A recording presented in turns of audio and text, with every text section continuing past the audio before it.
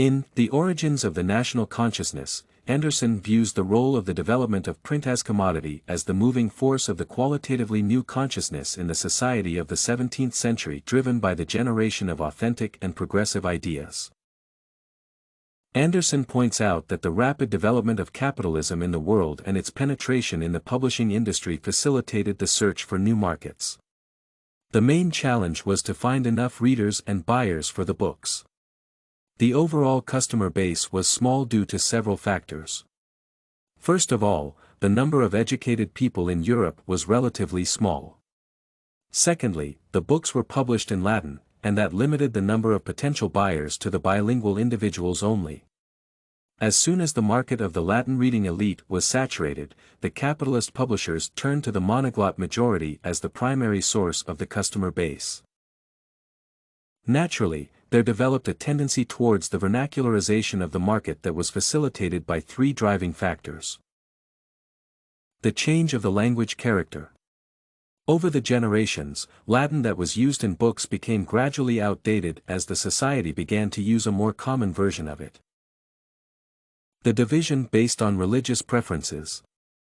In 1517, the theses of Martin Luther were translated and printed in German for faster popularization.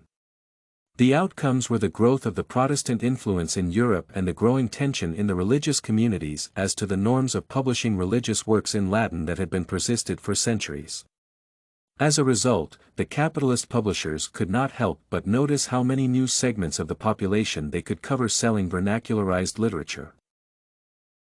The political and geographical factors. As a language, Latin did not belong to any state in Western Europe but was widely used in the realms of religion, which made its influence incomplete.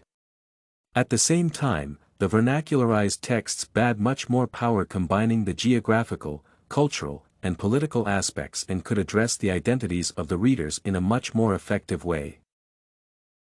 As a result, the language became a useful tool unifying the communities based on multiple features such as culture, religion, geographical position, and political identity, simultaneously providing connectivity between all of these aspects. As unifying as it was for individual nations, the capitalist penetration of publishing and vernacularization of literature brought that states apart from one another, increasing their national identities and international tension as a consequence. Further, in order to avoid the fragmentation of the reader markets, the publishers tended to print and sell literature in just a few languages that were distributed for the nations speaking similar dialects.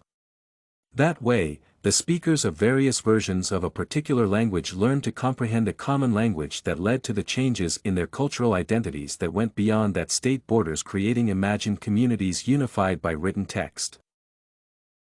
Besides, the printed books provided a material example of antiquity and became a symbol of development, illustrating how far humanity has come over centuries.